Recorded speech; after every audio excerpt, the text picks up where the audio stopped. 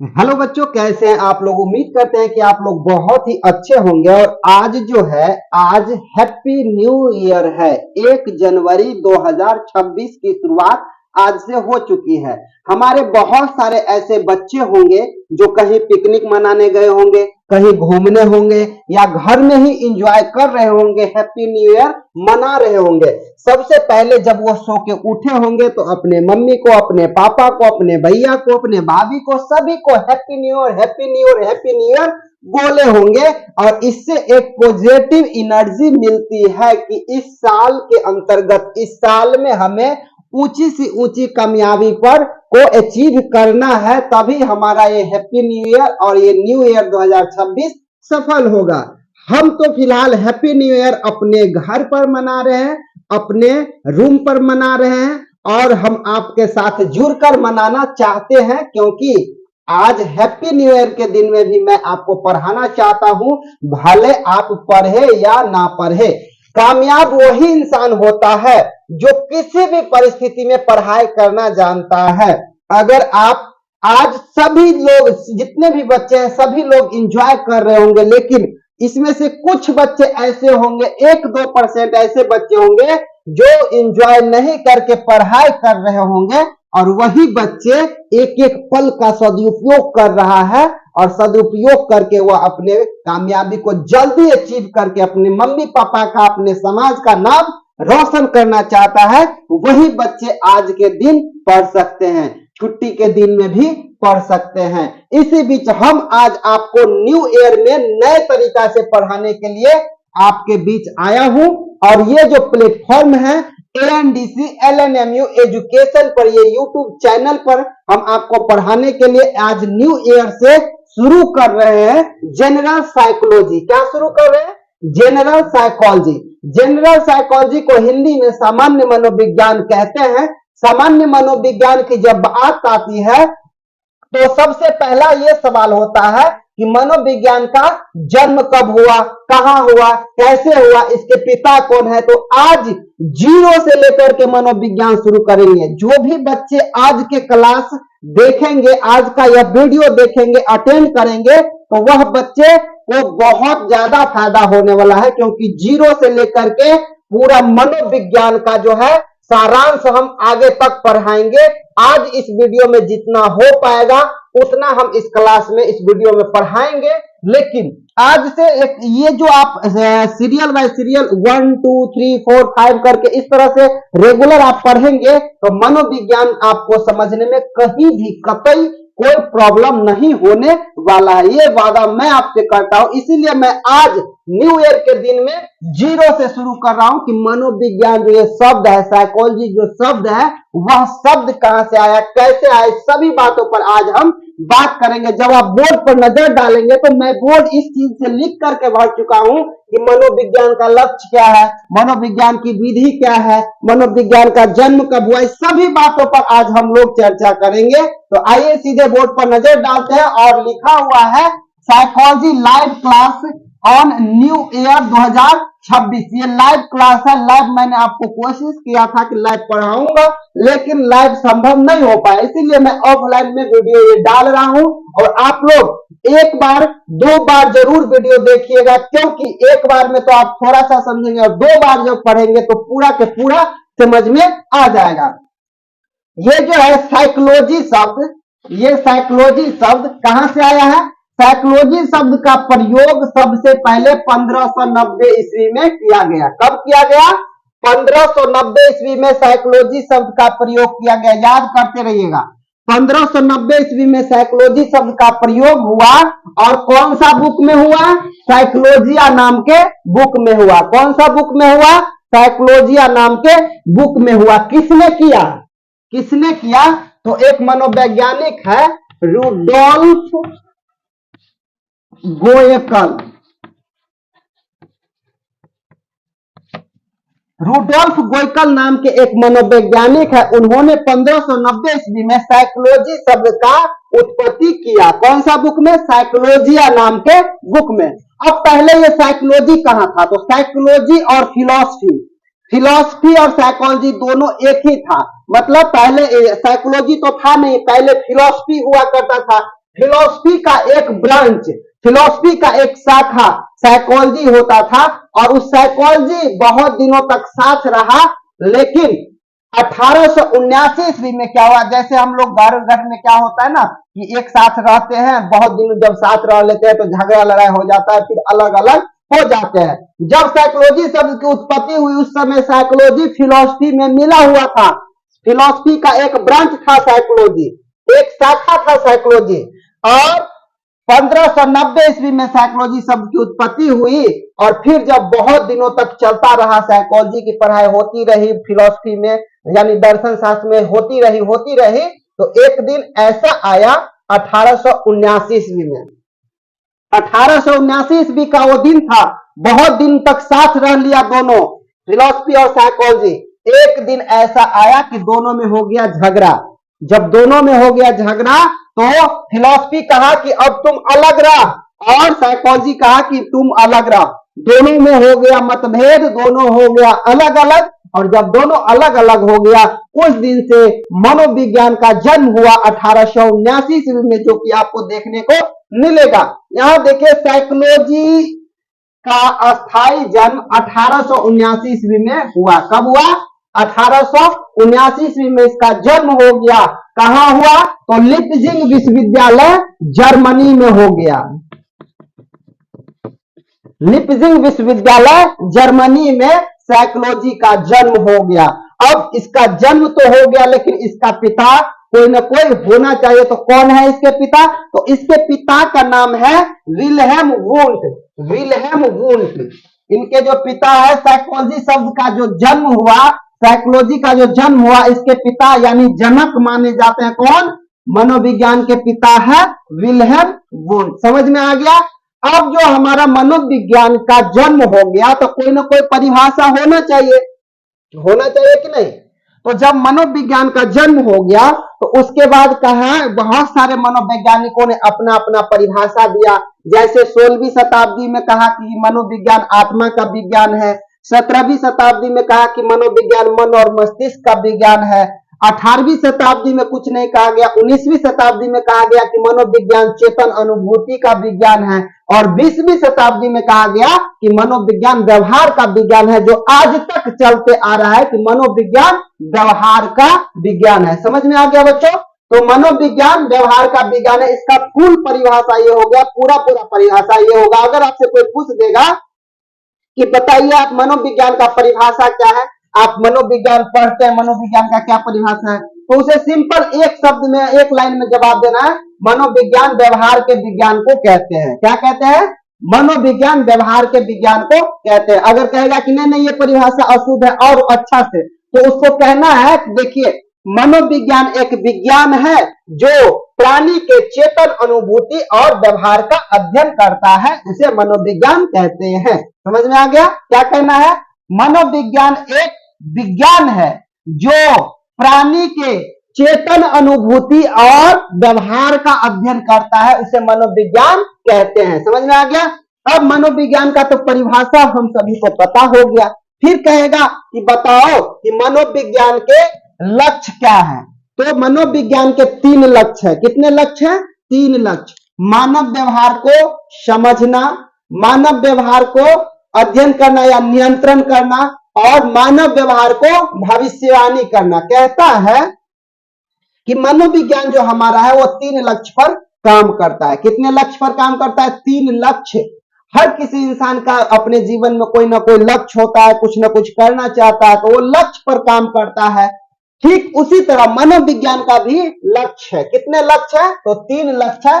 पहला लक्ष्य है, यहां पर आप देख सकते हैं, मनोविज्ञान के लक्ष्य मानव व्यवहार को समझना। पहला क्या करता है कि हमारा मनोविज्ञान क्या करता है? पहले मानव व्यवहार को समझता है कि मानव क्या कर रहा है, क्या करना चाहता है, कहां जा रहा है, क्या खा रहा है, किससे कैसे बात कर रहा है। तो ये सब क्या हो गया? समझना। हम उसके व्यवहार को समझ रहे, तो मानव व्यवहार को समझना। दूसरा है मानव व्यवहार को नियंत्रित करना। जब हम मानव व्यवहार को समझते हैं, देखते हैं क्या करता है क्या नहीं करता, इसको जब हम समझते हैं, देखते हैं, उसके बाद क्या करते हैं? उसको नियंत्रण करते हैं। नियंत्रण मीन्स अगर वह अच्छा काम कर रहा है तो वाह बहुत अच्छा कर रहा है, पीठ थपथपा देंगे, कहेंगे वाह बहुत ही अच्छा कर रहा है, यह आगे चल के बहुत अच्छा करेगा। अगर वह अच्छा काम नहीं कर रहा है, बुरा काम कर रहा है, किसी से गलत व्यवहार कर रहा है, किसी से गलत बात कर रहा है, किसी से बात करने का तौर तरीका ठीक नहीं है, तो इस स्थिति में हम क्या कहेंगे कि उसको नियंत्रण करने की जरूरत है। समझाएंगे उसे कि देखो बेटा ऐसे नहीं करना है, ये गलत है, किसी से ऐसे बात नहीं करना चाहिए, गलत है। जब हम समझाएंगे उसे, समझाने का मतलब हो गया नियंत्रण करना। समझाने का मतलब क्या हो गया? नियंत्रण करना। हम उसको नियंत्रण कर रहे हैं, कंट्रोल कर रहे हैं, नियंत्रण कर रहे हैं, कंट्रोल कर रहे हैं। तो दूसरा लक्ष्य हो गया मानव व्यवहार को समझाना, नियंत्रण करना या समझाना। तो पहला हो गया मानव व्यवहार को समझना, पहले हम समझते हैं। दूसरा मानव व्यवहार को नियंत्रण करना, कंट्रोल करते हैं। और तीसरा क्या है? मानव व्यवहार का भविष्यवाणी करना। मतलब अगर हम किसी को समझाते हैं और वह समझ जाता है तो हम कहेंगे कि यह बच्चा भविष्य में बहुत आगे तक जाएगा। लेकिन अगर हम किसी को समझाते हैं और वह नहीं समझेगा तो हम क्या समझेंगे? यह आगे कुछ भी नहीं कर सकता है, यह इसका तो कुछ नहीं हो सकता है। ऐसे लोग आमचाल बोलचाल के भाषा में कहते हैं। तो मतलब मनोविज्ञान हमारा 3 लक्ष्य पर काम करता है। पहले मानव व्यवहार को समझता है, दूसरा मानव व्यवहार को नियंत्रित करता है और तीसरा मानव व्यवहार को भविष्यवाणी करता है कि यह आगे चल के क्या बनने वाला है। मानव व्यवहार को भविष्यवाणी करना। यहां तक समझ में आ गया मनोविज्ञान के बारे में। अब बात कर लेते हैं कि मनोविज्ञान का विधि, मेथड्स क्या क्या है। मनोविज्ञान की मेथड्स क्या क्या है? मेथड्स मीन्स विधि, मनोविज्ञान की विधि। जैसे हमारा देश है, भारत है, और भारत में, इस भारत को चलाने के लिए, इस भारत में विधि व्यवस्था कानूनी रूप से चलाने के लिए हमारे भारत का संविधान है।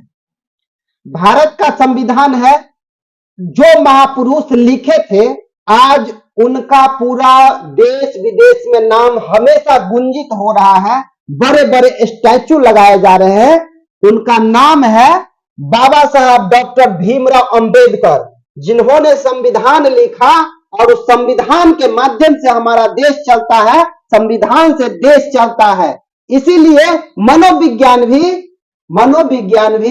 विधि से चलता है, मनोविज्ञान भी मेथड से चलता है। जिस तरह से भारत का संविधान से भारत चलता है, ठीक मनोविज्ञान के विधि से मनोविज्ञान चलता है। और वह कौन कौन विधि है उस पर आज हम लोग चर्चा करेंगे कि वह कौन कौन से विधि है जिससे मनोविज्ञान चलता है। जिसमें से सबसे पहला जो है इंट्रोस्पेक्शन मेथड है। सबसे पहला क्या है? Introspection methods. इसमें कहता है मेथड्स ऑफ साइकोलॉजी, साइकोलॉजी के मेथड्स है, मतलब विधि है, जिसमें से सबसे पहला है इंट्रोस्पेक्शन मेथड्स। इंट्रोस्पेक्शन मेथड में कहता है कि हमारा जो ये है यह 3 प्रिंसिपल पर काम करता है। इंट्रोस्पेक्शन मेथड को हिंदी में कहते हैं अंतर्निरीक्षण विधि। क्या कहते हैं? अंतर्निरीक्षण विधि। इंट्रोस्पेक्शन मेथड को हिंदी में क्या कहते हैं? अंतर्निरीक्षण विधि। अब यह अंतर्निरीक्षण विधि होता क्या है, इस पर थोड़ा सा चर्चा कर ले। कहता है जब कोई व्यक्ति अपने अंदर के अनुभूतियों का निरीक्षण स्वयं कर लेता है तो इसे अंतर्निरीक्षण विधि कहते हैं। जब कोई व्यक्ति अपने अंदर के अनुभूतियों का, जब कोई व्यक्ति चोरी करते रहता है तो वो समझ जाता है कि हम चोरी कर रहे हैं और हम पकड़े जाएंगे तो हमें मारा जाएगा और यह काम गलत है। मतलब वह अपने आप सोच रहा है कि यह गलत काम है। तो अगर कोई व्यक्ति अच्छा कर रहा है तो उसे विश्वास होता है कि हम अच्छा कर रहे हैं और इसका परिणाम भी अच्छा होगा और हमको किसी से डरने की कोई जरूरत नहीं है। तो मतलब जब कोई व्यक्ति अपने अंदर के गिरमान में झांक करके, अंदर के आत्मा में झांक करके अपने आप से सवाल पूछता है, अपने आप से कहता है, तो उसे अंतर्निरीक्षण विधि कहते हैं। समझ में आ गया? इसीलिए कहता है कि जब कोई व्यक्ति अपने अंदर के अनुभूतियों का निरीक्षण मीन्स देखता है, निरीक्षण मीन्स हो गया कि अपने अंदर के गिरमान को झांकता है कि हम क्या कर रहे हैं, अपने अंदर के अनुभूतियों को निरीक्षण करता है, उसे अंतर्निरीक्षण विधि कहते हैं। कहता है कि इस विधि का प्रतिपादन विल्हेम वुंड तथा उसके शिष्य ईवी टिचनर को माना जाता है। इस विधि के प्रतिपादक किसको माना जाता है? विल्हेम वुंड और ईवी टिचनर को माना जाता है। और जिन्होंने संरचनावाद नाम के स्कूल की स्थापना की, विल्हेम वुंड और उनके शिष्य जो टिचनर है, उन्होंने क्या किया कि एक संरचनावाद नाम स्ट्रक्चरलिज्म संरचनावाद नाम की स्कूल की स्थापना की। इन्होंने बताया कि चेतन अनुभूति के 3 तत्व होते हैं। चेतन अनुभूति के कितने तत्व होते हैं? 3 तत्व होते हैं। Sanction, image, feeling. क्या क्या होता है? Sanction, image, feeling. हाँ, अब इसको हम मिटा सकते हैं।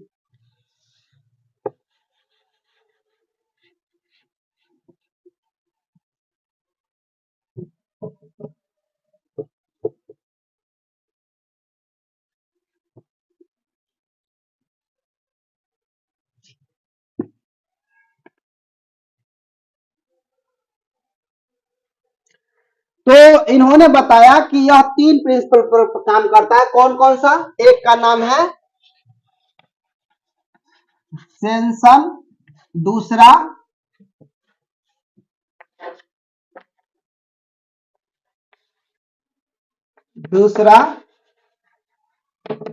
इमेज, तीसरा फीलिंग। सेंसन, इमेज, फीलिंग कहा है ईवी टिचनर और उनके शिष्य टिचनर की ये 3 प्रिंसिपल पर काम करता है। Sanction, image, feeling. सेंसन को कहते हैं संवेदना, इमेज को कहते हैं प्रतिमा या जिसको फोटो कहते हैं, फीलिंग को कहते हैं भाव। मतलब सेंसन, इमेज, फीलिंग यह 3 प्रिंसिपल पर काम करता है। सेंसन, इमेज, फीलिंग पर।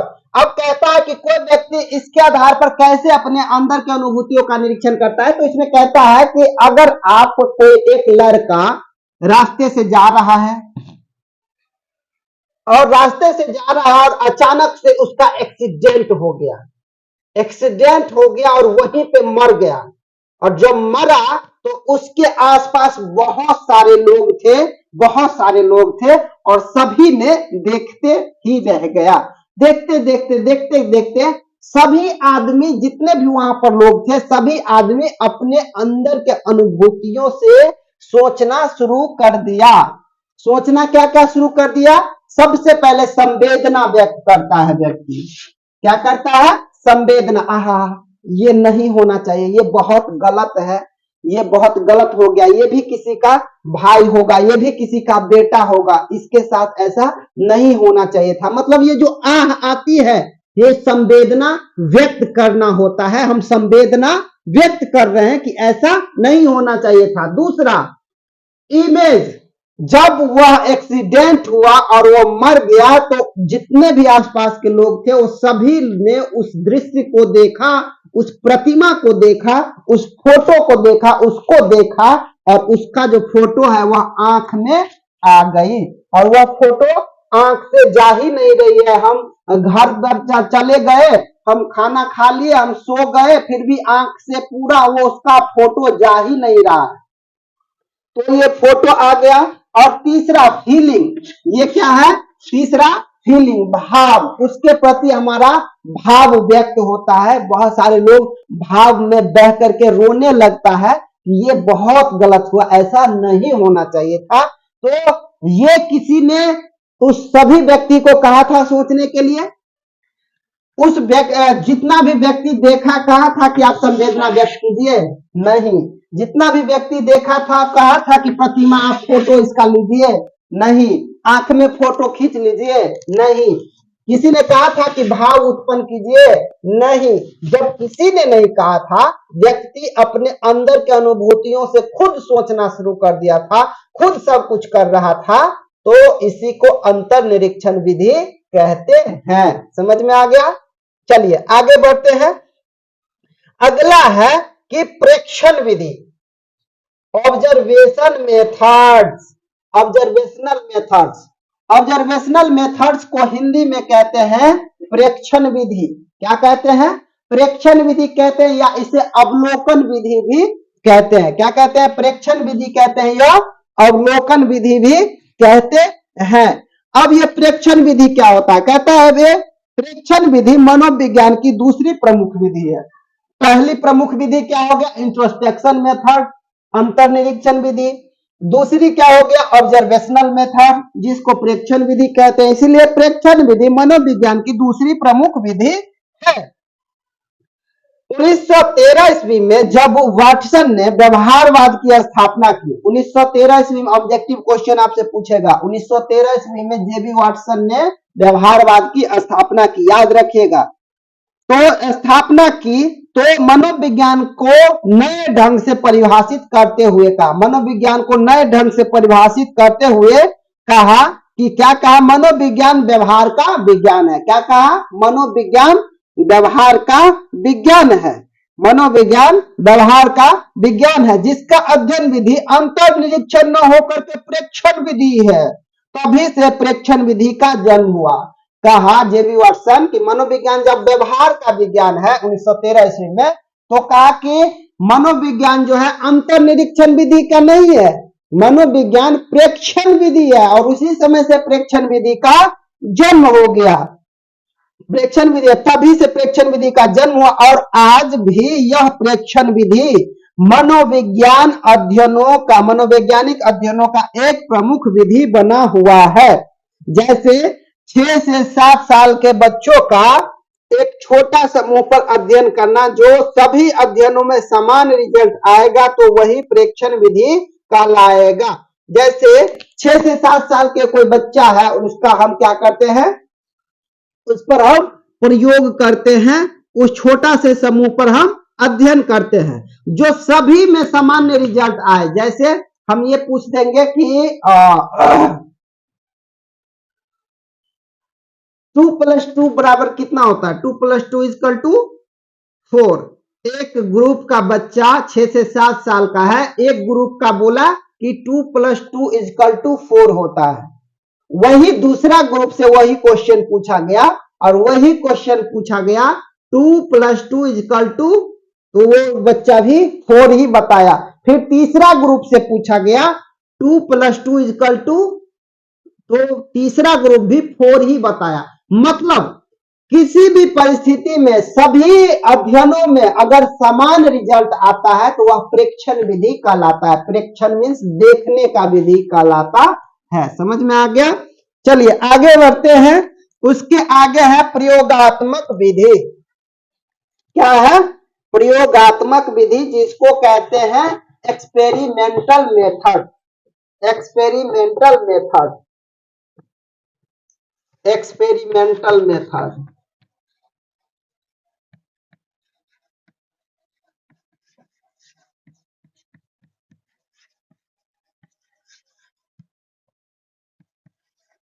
एक्सपेरिमेंटल मेथड, एक्सपेरिमेंटल मेथड को हिंदी में कहते हैं प्रयोगात्मक विधि। क्या कहते हैं? प्रयोगात्मक विधि। और ये एग्जाम में बहुत बार क्वेश्चन आ चुका है कि मनोविज्ञान की सबसे अधिक वैज्ञानिक विधि कौन सा विधि है? तो उसका आंसर होगा प्रयोगात्मक विधि। समझ में आ गया? मनोविज्ञान की सबसे अधिक वैज्ञानिक विधि कौन सा विधि है? तो वह प्रयोगात्मक विधि है। प्रयोगात्मक विधि, मनोविज्ञान की सबसे अधिक कौन सा विधि है? तो वह प्रयोगात्मक विधि है। प्रयोगात्मक विधि क्या होता है? कहता है कि मनोविज्ञान की यह सबसे अधिक वैज्ञानिक विधि प्रयोगात्मक विधि है, जिसमें दो चरों के बीच संबंधों का या भिन्नता का अध्ययन नियंत्रित अवस्था में किया जाता है। कहता है दो चरों के बीच, दो चरों के बीच, दो चर, एक चर इधर और दूसरा चर इधर, दो चरों के बीच इसके भिन्नता का अध्ययन, इसके अंतर, इन भिन्नता का अध्ययन कैसे कंट्रोल अवस्था में किया जाता है, इसे हम क्या कहते हैं? इसे हम प्रयोगात्मक विधि कहते हैं। लेकिन कहता है नियंत्रित अवस्था में किया जाता है ताकि सही सही इंडिपेंडेंट वेरिएबल का प्रभाव डिपेंडेंट वेरिएबल पर देखा जा सके, ताकि सही सही स्वतंत्र चर का प्रभाव सही सही आश्रित चर पर देखा जा सके, आश्रित चर पर देखना है। अब सबसे पहले ये जो चर है आपके परिभाषा में बहुत ज्यादा चर चर चर चर आ गया। ये चर होता क्या है? यह चर चर चर होता क्या है? तो चर को इंग्लिश में कहते हैं वेरिएबल। क्या कहते हैं? वेरिएबल। वेरिएबल चर को इंग्लिश में क्या क्या कहते हैं? वेरिएबल कहते हैं। अब यह वेरिएबल यानी चर क्या होता है? तो कहता है कि चर वह घटना या अवस्था को कहते हैं, चर वह घटना या अवस्था को कहते हैं जिसके मूल्य में परिवर्तन हो सकता है, जो परिवर्तनशील हो, जिसे मापा जा सके, उसे हम चर कहते हैं। तो कहता है कि जो परिवर्तनशील हो, जिसके मूल्य में परिवर्तन हो सके। मूल्य में परिवर्तन, अगर चीनी का मूल्य में परिवर्तन होते रहता है, आलू, तेल, ये सब क्या है? जब मूल्य में परिवर्तन हो रहा है तो इसे चर कहते हैं। कहता है जो परिवर्तनशील हो, बदलते रहता है, बदलते रहता है। क्या क्या बदलते रहता है? मौसम बदलते रहता है, तो यहाँ पे लिखेंगे मौसम, मौसम बदलते रहता है। उसके बाद हम क्या क्या और बदलते रहता है, मतलब जो परिवर्तनशील हो, समय के साथ बदलते रहता है। जैसे मौसम बदल गया और उसके बाद उसके बाद क्या क्या चेंज होता है? हम परिवर्तनशील हो जिसको हम परिवर्तन कर सकते हैं। जैसे यह घर अभी उजाला है, इसमें घर में लाइट लगाए हैं, और जब लाइट काट देंगे, सब खिड़की सब बंद कर देंगे, तो इसको अंधेरा कर सकते हैं ना।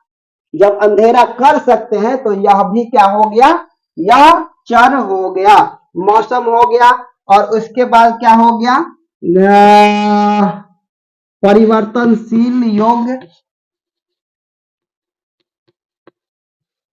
परिवर्तनशील, परिवर्तनशील योग्य होने वाला, जैसे हम जिसको परिवर्तन कर सकते हैं, तो परिवर्तनशील हो गया। और जिसे मापा जा सके, किसको किसको माप सकते हैं आप? थर्मामीटर से माप सकते हैं, इंची टेप से माप सकते हैं, तेल को माप या तौल सकते हैं। तो जो मापा जा सके, इस सभी चीज को हम क्या कहते हैं? इस सभी चीज को हम चर कहते हैं, वेरिएबल कहते हैं। समझ में आ गया? चर और वेरिएबल कहते हैं। अब यह जो वेरिएबल है, यह तो परिभाषा हो गया।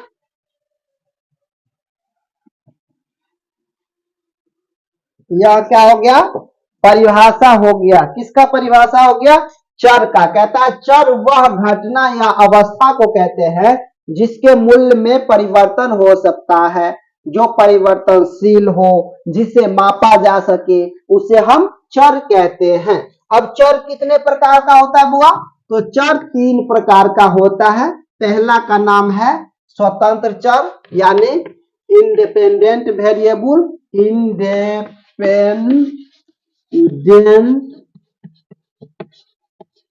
वेरिएबल। दूसरा का नाम है डिपेंडेंट वेरिएबल। तीसरा का नाम है रिलेवेंट वेरिएबल। तो यह 3 चर है। एक का नाम है इंडिपेंडेंट वेरिएबल, दूसरा का नाम है डिपेंडेंट वेरिएबल और तीसरा का नाम है रिलेवेंट वेरिएबल। इसको हिंदी में कहते हैं स्वतंत्र चर। स्वतंत्र चर। इसको हिंदी में कहते हैं आश्रित चर। आश्रित चर। इसको कहते हैं संगत चर। संगत चर। 3 चर है, स्वतंत्र चर, आश्रित चर, संगत चर। इंडिपेंडेंट वेरिएबल, डिपेंडेंट वेरिएबल और रिलेवेंट वेरिएबल 3 है। अब यह संगत चर क्या है, स्वतंत्र चर क्या है, आश्रित चर क्या है, इस पर अगर हम ध्यान देंगे तो पता चलता है कि कहता है स्वतंत्र चर वैसे चर को कहते हैं जो अपना प्रभाव दूसरे चर पर डालता है। यह जो इंडिपेंडेंट वेरिएबल है यह स्वतंत्र है। स्वतंत्र मीन्स आजाद। स्वतंत्र चर का प्रभाव बाकी सभी चरों पर पड़ता है, उसे स्वतंत्र चर कहते हैं। मान लीजिए कोई लड़का है और वह किसी का बात नहीं सुनता है, वह स्वतंत्र है, उसे न कोई कहने वाला है न कोई सुनने वाला है, तो वह स्वतंत्र है। और स्वतंत्र है इसका मतलब उसका प्रभाव सभी पर पड़ेगा। वह कुछ भी कर सकता है, कुछ भी कह सकता है, क्योंकि उसे कोई कहने सुनने वाला है नहीं, इसीलिए उसे स्वतंत्र चर कहा जाता है। समझ में आ गया? स्वतंत्र चर वैसे चर को कहते हैं जिसका प्रभाव दूसरे चर पर पड़ता है। स्वतंत्र चर का प्रभाव दूसरे चर पर पड़ता है, उसे स्वतंत्र चर कहते हैं। समझ में आ गया? दूसरा डिपेंडेंट वेरिएबल जिसको आश्रित चर कहते हैं। डिपेंडेंट वेरिएबल जिसको आश्रित चर कहते हैं। डिपेंडेंट वेरिएबल किसे कहते हैं? तो कहता है जिस पर किसी दूसरे चर का प्रभाव पड़ता है। जिस पर किसी दूसरे चर का प्रभाव पड़ता है उसे क्या कहते हैं? हम उसे आश्रित चर कहते हैं। जैसे आप लोग अभी पढ़ाई कर रहे हैं, आप लोग कौन से चर हैं? आप लोग आश्रित चर हैं। क्यों? क्योंकि मम्मी पापा के ऊपर डिपेंड करते हैं ना। मम्मी पापा के ऊपर आश्रित है ना आप लोग। मम्मी पापा पैसा देंगे तो फॉर्म भरेंगे, मम्मी पापा देंगे पैसा तो एडमिशन करवाएंगे, मम्मी पापा पैसा देंगे तो जाएंगे कॉलेज, मम्मी पापा पैसा देंगे तो ये करेंगे। मतलब हर काम मम्मी पापा पर निर्भर करता है। मतलब मम्मी पापा का प्रभाव आपके ऊपर पड़ रहा है, मतलब आप आश्रित चर हैं, आप दूसरे पर आश्रित है। तो आश्रित चर समझ गए। तीसरा है रिलेवेंट वेरिएबल। रिलेवेंट वेरिएबल को हिंदी में कहते हैं संगत चर। क्या कहते हैं? संगत चर। संगत चर वैसे चर को कहते हैं जिनके प्रभाव को प्रयोगकर्ता नियंत्रित करके रखता है। प्रयोगकर्ता क्या करता है? इसके प्रभाव को नियंत्रित करके रखता है। नियंत्रित करके रखता है प्रयोगकर्ता। क्यों नियंत्रित करके रखता है? क्योंकि वह आश्रित चर पर उन चरों के प्रभाव को नहीं करना चाहता है। आश्रित चर पर प्रयोग जो करता होता है, एक्सपेरिमेंट करता, जो प्रयोग करते रहता है, वह इसको क्या करता है? नियंत्रित। रिलेवेंट वेरिएबल को क्या करता है? नियंत्रित करके रखता है, कंट्रोल करके रखता है। क्यों कंट्रोल करके रखता है? क्योंकि इसका प्रभाव जो है, रिलेवेंट वेरिएबल का प्रभाव आश्रित चर पर न पड़ जाए। रिलेवेंट वेरिएबल का प्रभाव आश्रित चर पर नहीं पड़ने के लिए यह कंट्रोल करके रखता है प्रयोगकर्ता। इसका प्रभाव यह प्रयोगकर्ता कहां देखना चाहता है? इसका प्रभाव यह प्रयोगकर्ता इंडिपेंडेंट वेरिएबल पर देखना चाहता है, स्वतंत्र चर पर देखना चाहता है। इसीलिए प्रयोगकर्ता इसको कंट्रोल करके रखता है, नियंत्रित करके रखता है रिलेवेंट वेरिएबल को, ताकि यह डिपेंडेंट वेरिएबल पर नहीं पड़े, आश्रित चर पर इसका प्रभाव नहीं पड़े। आश्रित चर पर संगत चर का प्रभाव नहीं पड़े। इसका प्रभाव पड़ना है तो स्वतंत्र चर पर पड़े, नहीं तो नहीं पड़े। अगर इसका प्रभाव पड़ना है तो स्वतंत्र चर पर पड़े या अन्यथा नहीं पड़े। इस पर तो पड़ना ही नहीं है कि तो बेचारा खुद दे दूसरा पर आश्रित है और इस पर ये और बोझ डाल देगा तो क्या ये आगे बढ़ पाएगा? नहीं बढ़ पाएगा। इसीलिए प्रयोगकर्ता कहता है कि यह जो अपना प्रभाव है यह कंट्रोल करके इसको हम रखेंगे, तभी यह अपना प्रभाव आश्रित चर पर नहीं। आप लोग गांव घर में देखते होंगे, जो कमजोर रहता है उसी को लोग ज्यादा सताते रहता है। जो बोलने में कमजोर है, पैसे में, धन दौलत में कमजोर है, उसी को लोग सताते रहता है। ऐसा क्यों होता है? ऐसा इसलिए होता है क्योंकि वो कमजोर है, इसको कुछ कहेंगे तो यह बात मेरा मान लेगा, मेरा कह लेगा, मेरा सुन लेगा, तो इसीलिए उसको लोग कहता है। इसीलिए प्रयोगकर्ता कहता है कि इसके पावर को हम कंट्रोल करके रखते हैं, और कंट्रोल जब करके रखेंगे तो इसका प्रभाव आश्रित चर पर नहीं पड़ेगा, कमजोर लोग पर नहीं पड़ेगा, जो दूसरे पर आश्रित है उस पर नहीं पड़ेगा। अगर पढ़ना ही है तो कहेंगे कि जाओ स्वतंत्र चर पर पढ़ो, इंडिपेंडेंट वेरिएबल इस पर पढ़ो, न कि आश्रित चर पर पढ़ो। तो समझ में आ गया कि यह किसका पार्ट है? यह एक्सपेरिमेंटल मेथड का पार्ट है। किसका पार्ट है? एक्सपेरिमेंटल मेथड का पार्ट है। इसीलिए एक्सपेरिमेंटल मेथड में चर का प्रयोग, चर शब्द जो है उसका प्रयोग किया गया है कि एक बार फिर से अब उस पर हम ध्यान देते हैं, उस परिभाषा पर, और कहता है कि मनोविज्ञान की सबसे अधिक वैज्ञानिक विधि कौन सा विधि है? तो एक्सपेरिमेंटल मेथड है, प्रयोगात्मक विधि है, जिसमें दो चरों के बीच, अब इसमें 3 चर है, जिसमें 2 चरों के बीच एक ये चर ले लेंगे, एक ये चर ले लेंगे, तो जिसमें 2 चरों के बीच, जैसे एक सरसों का तेल और दूसरा नारियल का तेल, तो 2 चर हो गया ना, दोनों को माप सकते हैं, दोनों को तौल सकते हैं, दोनों को मूल्य में ऊपर नीचा हो सकता है, तो दोनों चर है, तो 2 चर हो गया दोनों चरों के बीच, जिसमें 2 चरों के बीच संबंधों का या भिन्नता का अध्ययन कंट्रोल अवस्था में किया जाता है। दोनों में भिन्नता क्या है, मतलब अलग अलग दोनों में क्या है, और दोनों में संबंध क्या क्या है, तो दोनों में संबंध हो गया।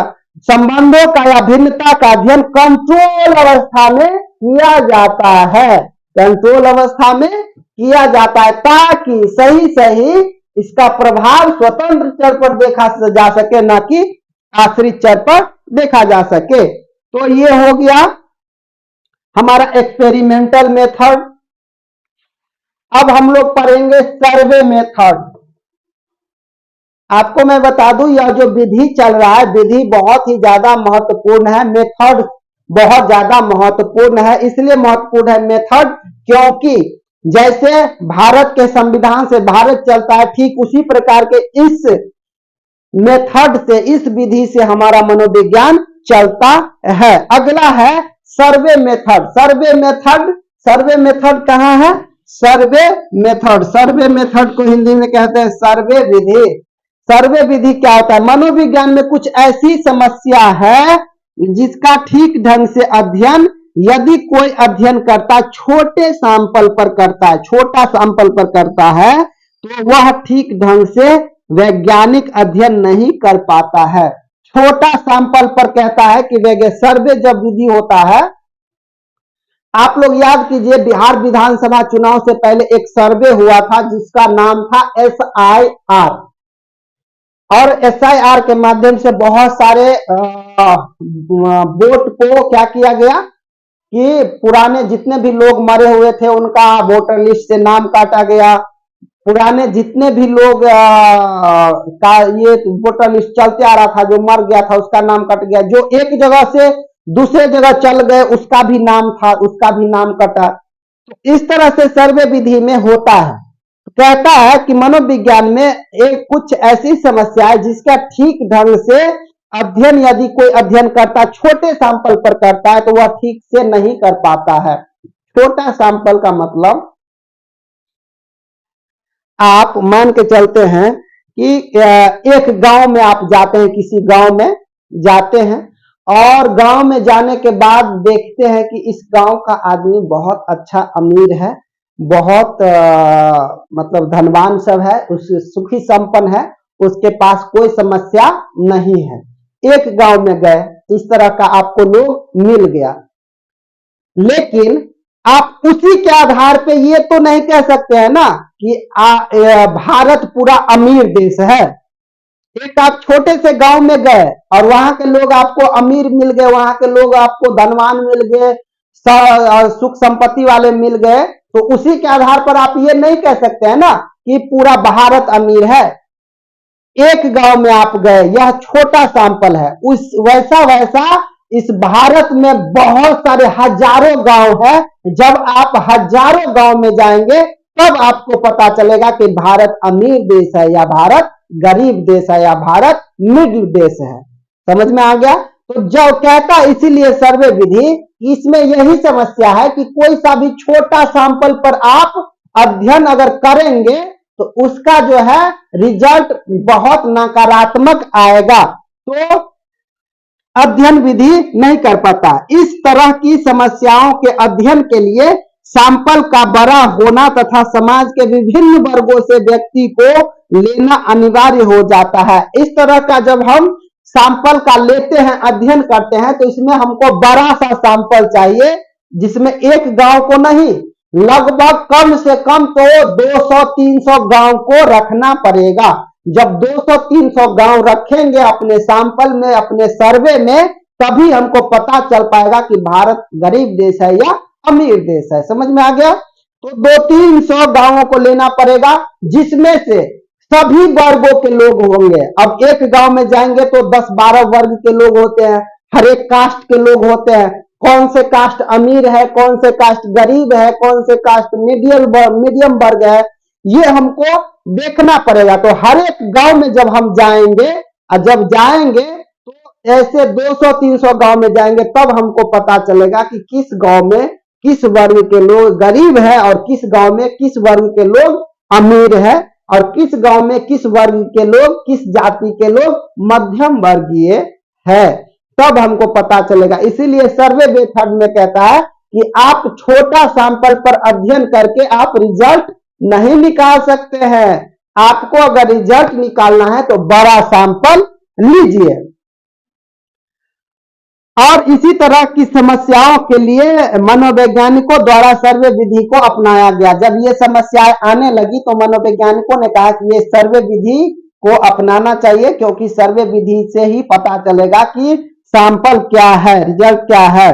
जैसे किशोर में ड्रग का प्रयोग, शादी से पहले होने वाले लैंगिक संबंधों का अध्ययन करना, ये सब क्या है कि ये सब सर्वे विधि का एक उदाहरण है। सर्वे विधि में कहता है कि अगर किशोर ड्रग का प्रयोग कर रहा है, अगर युवा 15 से 20 साल का जितने भी युवा है वह ड्रग का प्रयोग कर रहा है, तो इसका मतलब ये हुआ कि उस एज का सभी युवा कर रहा है कि नहीं कर रहा है। इसको देखने के लिए हम क्या करेंगे? इसको देखने के लिए हम सैंपल लेंगे, कुछ इस गांव के उस एज के युवाओं से मिलेंगे, उससे बातचीत करेंगे, पता चलेगा। फिर कुछ दूसरे गांव के युवाओं से मिलेंगे, फिर कुछ तीसरे शहर के युवाओं से मिलेंगे। इस तरह के जगह जगह से हम कुछ युवाओं से मिलेंगे जिसका एज 15 से 20 साल है। तब बातों चीतों से हमको पता चलेगा, डाटा कलेक्शन करेंगे, उससे पता चलेगा कि इसमें क्या स्थिति है, क्या वाकई में किशोर जो है, न्यू युवा जो है, वह ड्रग का सेवन अधिक करता है। इसका पता तब पता चल पाएगा। अगला मेथड है कालानुक्रमिक विधि, जिसको इंग्लिश में कहते हैं लॉन्गिट्यूडनल मेथड। लॉन्गिट्यूडनल मेथड को हिंदी में कहते हैं कालानुक्रमिक विधि। कहता है कि आजकल मनोविज्ञान में कालानुक्रमिक विधि का प्रयोग काफी हो रहा है। आजकल मनोविज्ञान में कालानुक्रमिक विधि का प्रयोग क्या हो रहा है? काफी अधिक हो रहा है, जिसमें वैज्ञानिक कुछ व्यक्तियों का अध्ययन अलग अलग समय में उनके व्यवहार और अन्य गुणों में परिवर्तनों के आधार पर करता है। जिसमें क्या करता है? मनोवैज्ञानिक व्यक्तियों के अध्ययन अलग अलग समय में करता है। जैसे एक व्यक्ति का अध्ययन, जैसे कुछ व्यक्ति का अध्ययन, जैसे 5 आदमी का समूह है, उस समूह का अध्ययन हम सुबह 8 बजे करेंगे। फिर उसी 5 व्यक्तियों का अध्ययन 12 बजे करेंगे, फिर शाम में करेंगे। मतलब उसी व्यक्ति पर बार बार हम अध्ययन करते हैं, अलग अलग समय में उनके व्यवहार और अन्य गुणों में परिवर्तनों का अध्ययन आधार पर करते हैं। मतलब उसका व्यवहार 8 बजे सुबह कैसा रहता है, उसका व्यवहार 12 बजे कैसा रहता है, उसका व्यवहार 2 बजे कैसा रहता है, और उसका व्यवहार शाम में कैसा रहता है। इस व्यवहारों का अध्ययन हम अलग अलग समय में करते हैं। इसको कालानुक्रमिक विधि कहते हैं। समझ में आ गया? अगला है अनुप्रस्थ काट विधि। अनुप्रस्थ काट विधि को इंग्लिश में क्रॉस सेक्शनल मेथड कहते हैं। क्या कहते हैं? अनुप्रस्थ काट विधि को हिंदी में क्रॉस सेक्शनल मेथड कहते हैं। क्या कहते हैं? Cross sectional method. अब यह अनुप्रस्थ काट विधि क्या होता है? कहता है यह विधि कलानुक्रमिक विधि का ठीक उल्टा विधि है। यह विधि क्या है? कलानुक्रमिक विधि का ठीक उल्टा विधि है। कलानुक्रमिक विधि में कहता था क्या कि एक ही व्यक्ति को बार बार एक दिन में 4 बार 5 बार उस पर अध्ययन करेंगे, उसके व्यवहार का अध्ययन करेंगे। लेकिन अनुप्रस्थ काट विधि में कहता है यह विधि कलानुक्रमिक विधि का ठीक उल्टा विधि है। इस विधि में अध्ययन करता अलग अलग उम्र के लोगों को सामाजिक आर्थिक स्तर पर कई समूह बनाते हैं, जिसका अध्ययन एक ही समय में एक साथ किया जाता है। उसके बाद इस सभी समूहों में अध्ययन किए जाने वाले व्यवहार का मापन करके आपस में सभी प्राप्तांक का तुलना करता है। कहता है अनुप्रस्थ काट विधि, पहले कलानुक्रमिक विधि में कहता है कि एक व्यक्ति पर अध्ययन दिन में 4 बार करते हैं, उसका व्यवहार का कैसे करता है, वो व्यवहार सुबह में कैसे, दिन में कैसे, शाम में कैसे, रात में।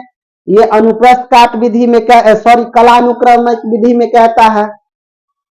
इसका ठीक उल्टा जो है कहता है कि इसका ठीक उल्टा अनुप्रस्थ काट विधि में होता है। कहता है कि इसमें एक ही समय में, उसमें क्या होता था कि 3-4 समय में एक दिन में 3-4 बार करता था अध्ययन, इसमें एक ही बार अध्ययन करता है पूरे दिन में। एक ही समूह में बैठा दिया जाता है सभी को।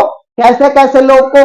जो आर्थिक रूप से कमजोर व्यक्ति है, जो स्तर जिसका स्तर सामाजिक रूप से है, जिसका उम्र अलग अलग है, मतलब कुछ उम्र 18 वर्ष वाले, कुछ 25 वर्ष वाले, कुछ 35, कुछ 40, इस वर्ग मतलब सभी उम्र के वर्गों को बैठा दिया जाता है और उसके आर्थिक स्तर का हम अध्ययन करते हैं, उसके सामाजिक स्तर का हम अध्ययन करते हैं। और यह अध्ययन करने के बाद जो रिजल्ट आता है उस सभी रिजल्ट को हम तुलना करते हैं और तुलना करने के बाद जो रिजल्ट आता है उसे हम अनुप्रस्थ काट विधि कहते हैं, यानी इंग्लिश में क्रॉस सेक्शनल मेथड कहते हैं। समझ में आ गया? तो ये हो गया क्रॉस सेक्शनल मेथड।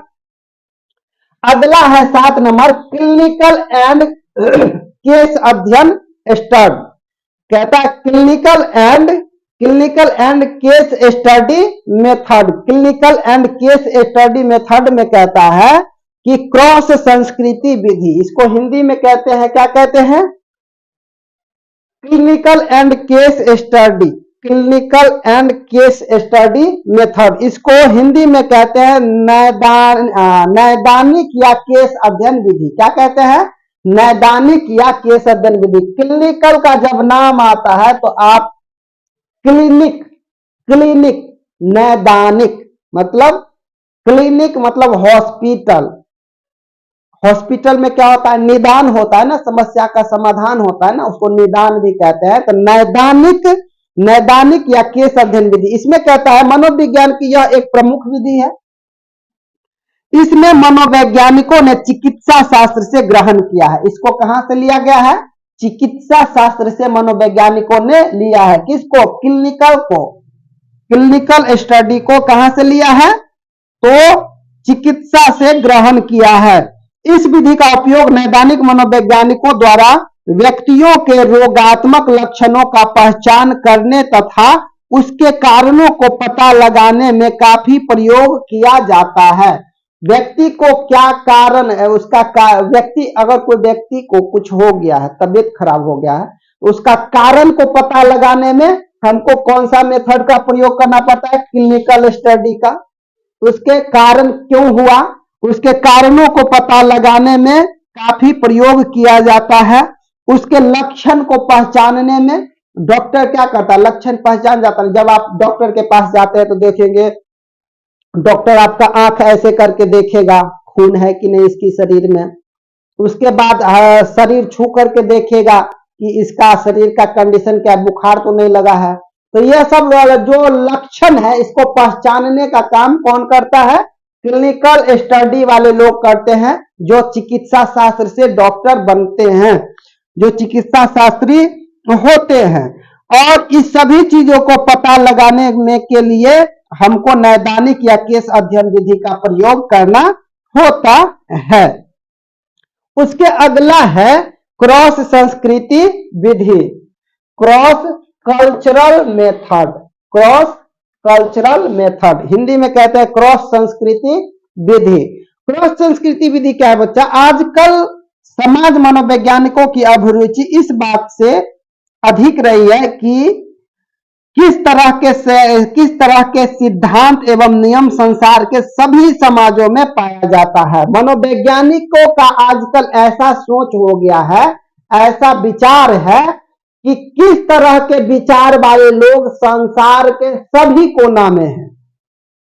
किस तरह के विचार वाले लोग संसार के सभी कोना में है, संसार के सभी समाजों में पाया जाता है। किस तरह के नियम एवं सिद्धांत समाज के कुछ ही समाज में पाया जाता है। कुछ ऐसा नियम और सिद्धांत है जो समाज के कुछ ही जगह पाया जाता है, तथा किस तरह के नियम एवं सिद्धांत किसी विशेष समाज में ही पाया जाता है।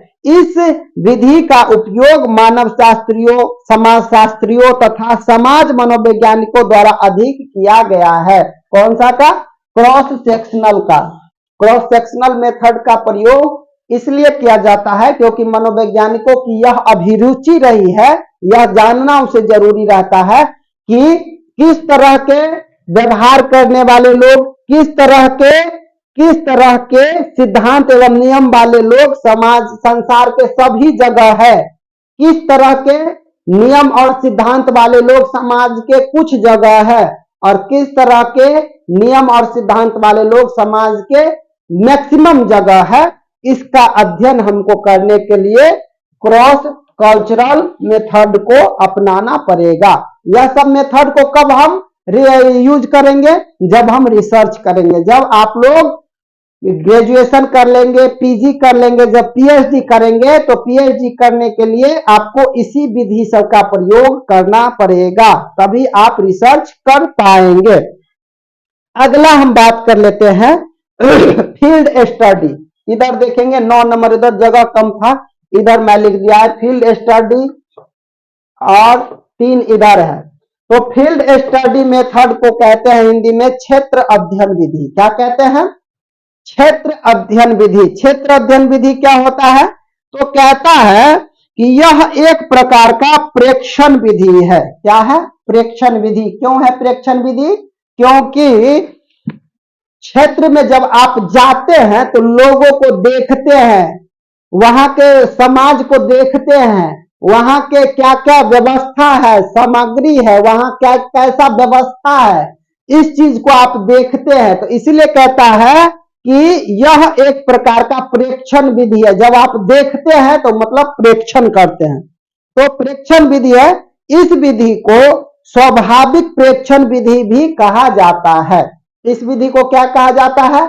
स्वाभाविक प्रेक्षण विधि भी कहा जाता है। स्वाभाविक प्रेक्षण विधि भी कहा जाता है क्योंकि इस विधि में मानव व्यवहार का स्कूल, कॉलेज, दफ्तर, फैक्ट्री और पशु पक्षियों स्थानों में जाकर उनके व्यवहारों का अध्ययन प्रेक्षक द्वारा किया जाता है। इसीलिए इसे क्षेत्र अध्ययन विधि कहा जाता है। क्षेत्र अध्ययन विधि कहाँ किया जाता है? अब मान के चलिए हमको चिड़ियाघर में अध्ययन करने के लिए जाना है, तो हमको वहां जाना पड़ेगा ना, क्षेत्र में जाना पड़ेगा ना, फील्ड में जाना पड़ेगा ना, और जब हम जाएंगे तभी उसका अध्ययन कर पाएंगे और अच्छे से अध्ययन कर पाएंगे। वहां के व्यक्तियों का व्यवहार कैसा है, स्कूल के व्यक्तियों का व्यवहार कैसा है, इसको देखने के लिए हमको स्कूल जाना पड़ेगा, मतलब फील्ड में जाना पड़ेगा, क्षेत्र में जाना पड़ेगा।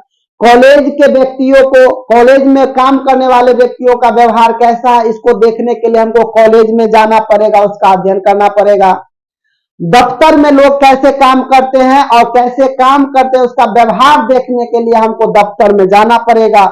इसी तरह से चिड़ियाघर में, इसी तरह से जगह जगह फैक्ट्री में जाकर के, पशु पक्षियों के पास जाकर के जब हम उसका व्यवहार का अध्ययन करते हैं वहां पहुंच करके, तो इसे हम क्षेत्र अध्ययन विधि कहते हैं। तो यह हो गया फील्ड स्टडी मेथड। अगला है कोरिलेशनल मेथड। क्या है? Correlational method. Correlational method. Correlational method को हिंदी में सहसंबंधात्मक विधि कहते हैं। क्या कहते हैं? सहसंबंधात्मक विधि कहते हैं। सहसंबंधात्मक विधि कहता है बहुत सारी ऐसी परिस्थितियां होती है जिनमें प्रयोगात्मक शोध संभव नहीं होता है। अभी तक तो प्रयोगात्मक शोध के बारे में हम लोग बात कर रहे थे कि इस पर रिसर्च कैसे किया जाता है, इस विधि सब पर, लेकिन एक विधि ऐसा भी है, एक विधि ऐसा है कोरिलेशनल विधि, जो ये कहता है कि आप हर जगह प्रयोग नहीं कर सकते हैं, आप हर जगह प्रयोग नहीं कर सकते हैं। इसके लिए आपको क्या करना पड़ेगा कि आपको यह संभव नहीं हो पाता है। जैसे क्या तनाव से बीमारी होती है? क्या तनाव से, स्ट्रेस, टेंशन से बीमारी होती है? इसको देखने के लिए, होती है कि नहीं होती है, इसको देखने के लिए आपको कैसा रिसर्च करना पड़ेगा? आपको उस व्यक्ति से जाकर के मिलना पड़ेगा, बातचीत करना पड़ेगा, रिलेशन बनाना पड़ेगा, तभी आपको पता चल पाएगा कि यह एक बार की बात है, मैं डायबिटीज पर रिसर्च कर, स्ट्रेस पर रिसर्च कर रहा था।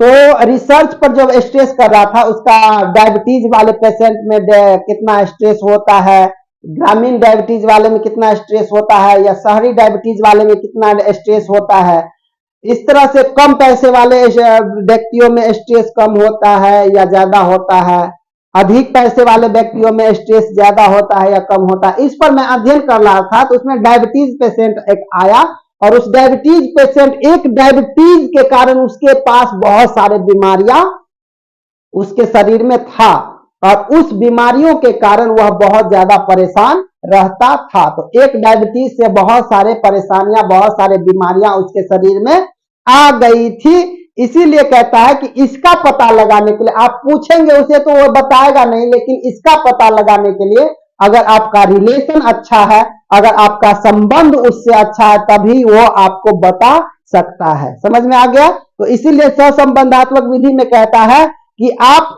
हर चीज को आप प्रयोग द्वारा संभव नहीं है। जैसे एक, क्या तनाव से बीमारियां होती है? क्या धूम्रपान से कैंसर होता है? आप लोगों का जवाब होगा हाँ, लेकिन जो लोग धूम्रपान नहीं करते हैं उसको भी कैंसर होता है। तो क्या हम कहेंगे कि धूम्रपान से कैंसर होता है? जो भाई लोग नहीं करते हैं उसको भी कैंसर हो रहा है, तो कैसे हम मान ले कि धूम्रपान से कैंसर होता है? इसको जानने के लिए हमको रिलेशन, उससे सहसंबंधात्मक रिलेशन, कोरिलेशनल रिलेशन अच्छा बनाना पड़ेगा, तभी हमको पता चल पाएगा। अगला है कि मेटा विश्लेषण। क्या है? मेटा विश्लेषण। ये हो गया कोरिलेशनल मेथड। अगला है मेटा विश्लेषण। मेटा विश्लेषण, मेटा एनालिसिस कहते हैं इसको।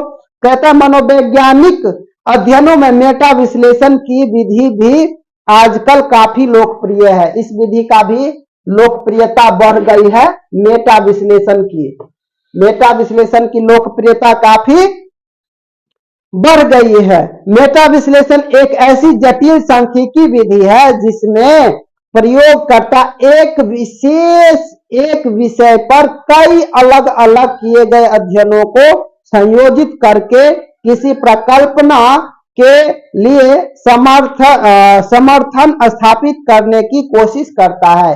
ये क्या होता है? Meta analysis. मेटा एनालिसिस, जैसे एक कोई टॉपिक है और उस पर बहुत सारे मनोवैज्ञानिकों ने अध्ययन किया है, रिसर्च किया है। मेटा विश्लेषण में जैसे इससे पहले बहुत सारे मनोवैज्ञानिकों ने अपना अपना किसी विषय वस्तु पर रिसर्च किया है, और उस विषय वस्तु में जो डाटा कलेक्शन उन मनोवैज्ञानिकों द्वारा किया गया था, वह डाटा कलेक्शन के आधार पर वह उसे संयोजित कर लेगा, वह उसे नोट कर लेगा, और उसके आधार पर वह परिकल्पना करेगा कि आगे चल के ऐसा होने वाला है, इस तरह का आगे चल के होगा। तो इसे ही हम मेटा विश्लेषण कहते हैं। मतलब पूर्व में जो भी रिसर्च हुआ है, अध्ययन हुआ है, उसका एनालिसिस करना, उसका अध्ययन करना, और अध्ययन के आधार पर हम परिकल्पना करते हैं कि आगे ऐसा होगा, ये होगा, इस तरह से आगे बढ़ेगा। तो इसे हम मेटा एनालिसिस कहते हैं। बहुत अच्छी बात कि आज नए दिनों में हम इस क्लास को शुरू किए हैं। पहले ही बता चुके हैं कि यह क्लास 0 से लेकर के शुरू हुआ है। न्यू ईयर में 1 तारीख को शुरू हुआ है, और यह बहुत आगे तक जाएगा, बहुत आगे तक जाएगा। और आपसे हम निवेदन करते हैं कि यह अगर आप यहाँ इस चैनल से, इस YouTube चैनल से पढ़ाई कर रहे हैं तो पढ़ने के साथ साथ यह वीडियो अपने दोस्तों में भेजें, ताकि आप सब्सक्राइब कर लेंगे। और जब सब्सक्राइब कर लेंगे तो कॉलेज यूनिवर्सिटी के जितने भी नॉलेज है, जितने भी नोटिफिकेशन है, जैसे कब फॉर्म भराएगा, कब रजिस्ट्रेशन होगा, कब इंटरनल एग्जाम होगा, कब प्रैक्टिकल एग्जाम होगा, कब कॉलेज बंद है और कब कॉलेज खुला हुआ है, इस सभी चीज़ों का जानकारी हमारे सर इस YouTube चैनल पर देते रहते हैं। इसीलिए ये मेरे सर का चैनल है, आप भी सब्सक्राइब कर लीजिए तो बहुत अच्छा रहेगा। फिर आप लोग पढ़े हैं तो आप लोगों को फायदा तो होगा ही होगा, उसको भी अधिक से अधिक फायदा होने वाला है। तो इसी वीडियो को हम, इस क्लास को हम यहीं पर समाप्त करते हैं। तब तक आप लोग, बहुत सारे लोग आज न्यू ईयर में मना रहे होंगे, एंजॉय कर रहे होंगे, तो अच्छे से मनाइए, एंजॉय कीजिए, पढ़ाई कीजिए, अपने मम्मी पापा के साथ साथ अपने समाज का, अपने गांव का नाम रोशन कीजिए, तभी आप कामयाब हो सकते हैं।